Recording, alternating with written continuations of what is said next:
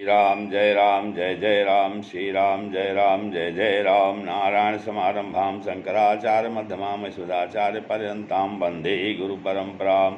ओम श्री सीतारामचंद्राभ्यां नमः, उमा महेश्वराभ्यां नमः, ओम श्री पार्वती नमः। सत्संग के क्रम में आज जो है कर्दम जी की तपस्या और भगवान का उन्हें वरदान देना, ये कथा है।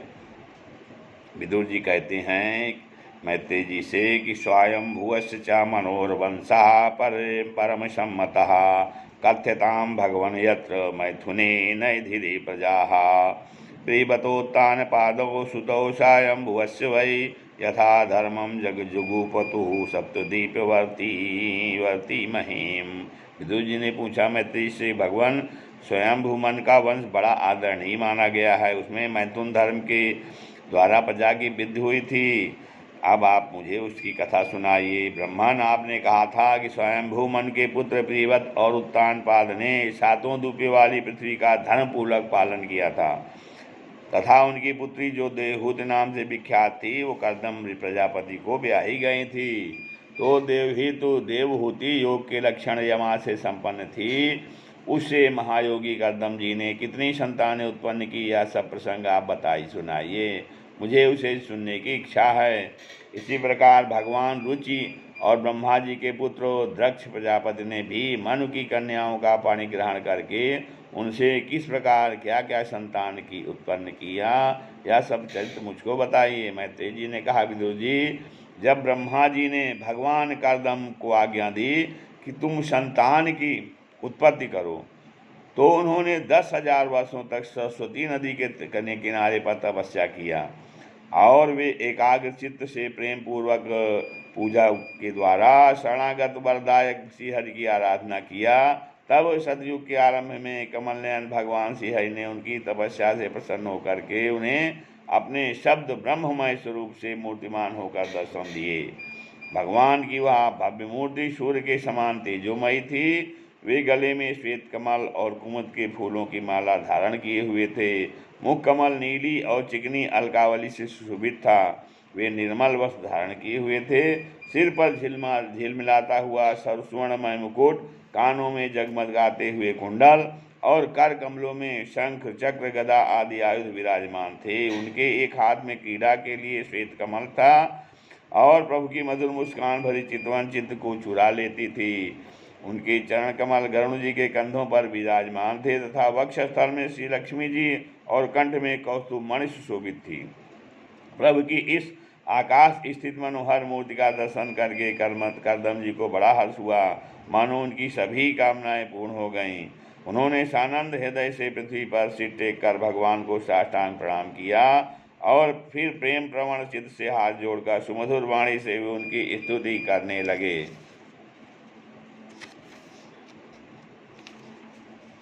कर्दम जी ने कहा, स्तुति करने योग्य परमेश्वर, आप संपूर्ण सत्व गुण के आधार हैं। ऋषि कर्दम जी कहते हैं, जुष्टम बताद्याखिल सत्वरासे है सांसिध्य मक्षुणोस्तव दर्शनान्नः यद्दर्शनम जन्म भिरीद्यद्भिर्रासासते योगिनो रूढ़ योगाः अजे मायया ते हतमेध सस्त्वत पादार बिंदम भव सिंधुपोतम उपासते कामलवायते साम राशिस कामान्निक्षेप्येषु। कर्दम जी ने कहा, स्थित करने योग्य परमेश्वर, आप संपूर्ण सत्वगुण के आधार हैं। योगी जन उत्तरोत्तर शुभ योनियों में जन्म लेकर अंत में योगस्थ होने पर आपके दर्शनों की इच्छा करते हैं। आज आपका वही दर्शन पाकर हमें नेत्रों का फल मिल गया। आपके चरण कमल भव सागर से पार जाने के लिए जहाज हैं। जिनकी बुद्धि आपकी माया से मारी गई है, वे ही उन तुच्छ क्षणिक विषय सुखों के लिए जो नरक में भी मिल सकते हैं, उन चरणों का आश्रय लेते हैं। किंतु स्वामीन, आप तो उन्हें वे विषय भोग भी दे देते हैं। प्रभो, आप कल्प वृक्ष हैं। आपके चरण समस्त मनोरथों को पूर्ण करने वाले हैं। मेरा हृदय काम कलुषित है। मैं भी अपने अनुरूप स्वभाव वाली और गृह धर्म के पालन में सहायक शीलवती कन्या से विवाह करने के लिए आपके चरण कमलों की शरण में आया हूँ। सर्वेश्वर, आप संपूर्ण लोकों के अधिपति हैं। नाना प्रकार की कामनाओं में फंसा हुआ यह लोक आपकी वेदवाणी रूप डोरी में बंधा है। धर्ममूर्ते, उसी का अनुगमन करता हुआ मैं भी, कहते हैं, काल रूप आपको आज्ञा पालन रूप पूजा पहाड़ से समर्पित करता हूँ, पूजा करता हूँ। हे प्रभो, आपके भक्त विषयासक्त लोगों और उन्हीं के मार्ग का अनुसरण करने वाले मुझ जैसे कर्मजड़ पशुओं को कुछ भी न गिनकर आपके चरणों की छत्र छाया का ही आश्रय लेते हैं तथा परस्पर आपके गुणगान रूप मादक मधुता का ही पान करके अपने क्षुधा पिपासा दे धर्म को शांत करते रहते हैं। प्रभो, यह काल चक्र बड़ा प्रबल है, साक्षात ब्रह्म ही इसके घूमने की धुरी हैं। अधिक मास सहित तो 13 महीने अरे हैं, 360 दिन जोड़ है। 6 ऋतुएं नेम हैं, हाल अनंत क्षण पल आदि इसमें पत्राकार धाराएं हैं, अनंत क्षण तथा 3 चातुर्मास इसके आधारभूत नाभि हैं। यह अत्यंत वेगवान संवत्सर रूप काल चक्र चराचर जगत की आयु का छेदन करता हुआ घूमता रहता है, किंतु आपके भक्तों की आयु का ह्रास नहीं कर सकता। भगवान जिस प्रकार मकड़ी स्वयं ही जाले को फैलाती, उसकी रक्षा करती और अंत में उसे निगल जाती है, उसी प्रकार आप अकेले ही जगत की रचना करने के लिए अब उससे अभिव्यक्त हुई। जगत की रचना करने के लिए आप अपने से अभिन्न अपनी योग माया को स्वीकार कर उससे अव्यक्त हुई अपनी सत्वादि शक्तियों द्वारा स्वयं ही इस जगत की रचना, पालन और संहार करते हैं। हे प्रभो, इसमें आपने हमें अपनी तुलसी माला मंडित माया से परिच्छिन्न सी दिखाई देने वाली सगुण मूर्ति से दर्शन दिया है। आप हम सब भक्तों को जो शब्दार्थ विषय सुख प्रदान करते हैं वे माइक होने के कारण यद्यपि आपको पसंद नहीं हैं, तथापि परिणाम में हमारा शुभ करने के लिए वे हमें प्राप्त हों। नाथ, आप स्वरूप से निष्क्रिय होने पर भी माया के द्वारा सारे संसार का व्यवहार चलाने वाले हैं तथा थोड़ी सी उपासना करने वाले पर भी समस्त अभिलषित वस्तुओं की वर्षा करते रहते हैं। आपके चरण कमल वंदनीय हैं, मैं आपको बार बार नमस्कार करता हूँ।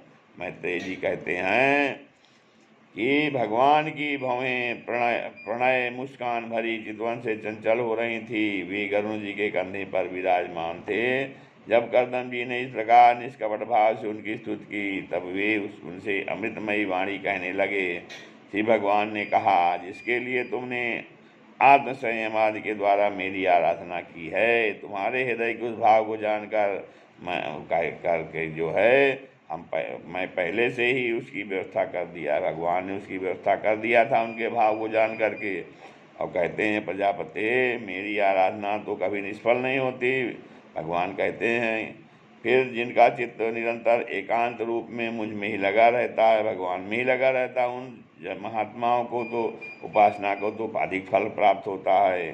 प्रसिद्ध यशस्वी सम्राट स्वयंभू ब्रह्मावर्त में रहकर 7 समुद्र वाली सारी पृथ्वी का शासन करते हैं। विप्रवर वे परम धर्मज्ञ महाराज महारानी सतरूपा के साथ तुमसे मिलने के लिए परसों यहाँ आएंगे और उनकी एक रूप यौवनशील और गुणों से संपन्न श्याम लोचना कन्या इस समय विवाह के योग्य है। प्रजापति, तुम सर्वथा उसके योग्य हो, इसलिए वे तुम्ही को वह कन्या अर्पण करेंगे। ब्रह्मांडगत अनेकों वर्षों से तुम्हारा चित्त जैसी भार्या के लिए समाहित रहा है, अब शीघ्र ही वह राजकन्या तुम्हारी वैसी ही पत्नी होकर यथेष्ट सेवा करेगी। वह तुम्हारा वीर अपने घर में धारण कर उसे 9 कन्याएं उत्पन्न करेगी और फिर तुम्हारी उन कन्याओं से लोकरीत के अनुसार मरीच आदि ऋषिगण उत्पन्न होंगे। तुम भी मेरी आज्ञा का अच्छी तरह पालन करने से शुद्ध चित्त हो, फिर अपने सब कर्मों का फल मुझे अर्पण कर मुझको ही प्राप्त हो जाओगे। जीवों पर दया करते हुए तुम आत्मज्ञान प्राप्त करो और फिर सबको अभय दान दो और अपने सहित संपूर्ण जगत को मुझ में भगवान में अर्पण कर दो, स्थित कर दो। महामुने, मैं भी अपने अंश कला रूप से तुम्हारे वीर द्वारा तुम्हारी पत्नी देवहूति के घर में अवतीर्ण होकर सांख्य शास्त्र की रचना करूँगा। मैत्रेय जी कहते हैं, विदुर जी, कदम इस प्रकार संभाषण करके इंद्रियों के अंतर्मुख होने पर प्रकट होने वाले श्री हरि सरस्वती नदी से घिरे हुए बिंदुसर तीर्थ से, जहाँ कदम ऋषि तप कर रहे थे, अपने लोक को चले गए। भगवान के सिद्ध मार्ग अर्थात वैकुंठ मार्ग की सभी सिद्धेश्वर प्रशंसा करते हैं। वे कदम जी के देखते देखते अपने लोक को सिधार गए। उस समय गरुण जी के पक्षों से जो शाम की आधारभूत ऋचाएँ निकल रही थी उन्हें वे सुनते जाते थे। विदुर जी श्रीहरि के चले जाने पर भगवान कदम उनके बताए हुए समय की प्रतीक्षा करते हुए बिंदु सरोवर पर ही ठहर गए। बीरबल इधर मनु जी भी महारानी शतरूपा के साथ सुवर्ण जटित रथ पर सवार होकर तथा उस पर अपनी कन्या को भी बिठाकर पृथ्वी पर विचरते हुए जो दिन भगवान ने बताया था उसी दिन शांतिपरायण महर्षि कदम के उस आश्रम पर पहुँचे। सरस्वती के जल से भरा हुआ यह बिंदु सरोवर विवाह स्थान है, जहाँ अपने शरणागत भक्त कदम के प्रति उत्पन्न हुई अत्यंत करुणा के वशीभूत हुए भगवान के नेत्रों से आंसुओं की बूंदें गिरी थी। यह तीर्थ बड़ा पवित्र है, इसका जल कल्याणमय और अमृत के समान मधुर है तथा महर्षिगण सदा इसका सेवन करते हैं। उस समय बिंदु सरोवर पर पवित्र वृक्षलताओं से घिरा हुआ था, जिनमें तरह तरह की बोलने वाले पवित्र मृग और पक्षी रहते थे। वह स्थान सभी ऋतुओं के फल और फूलों से संपन्न था और सुंदर वनश्रेणी भी उसकी शोभा बढ़ाती थी। वहाँ पर झुंड के झुंड मतवाले पक्षी रहते थे। मतवाले भौरे रहते हैं। उन्मत्त मयूर अपना पिछ फैलाकर पंख फैलाकर नटकी भांति करते हैं। मतवाले कोकिल कुहू करती हैं, एक दूसरे को बुला लेते हैं। वह आश्रम कदम चंपक अशोक करंज बकुल असन कुंद मंदार कुटज और नए नए आम के वृक्षों से अलंकृत था। वहाँ जो है जल काग बतख आदि जल पर तैरने वाले पक्षी हंस कुरर जलमोर सारस चकवा और चकोर मधुर स्वर से कलरव कर रहे हैं। हरिण सुअर स्याही नीलगाय हाथी लंगूर सिंह वानर नेवले और कस्तूरी मृगाल पशुओं से भी वह आश्रम घिरा हुआ है।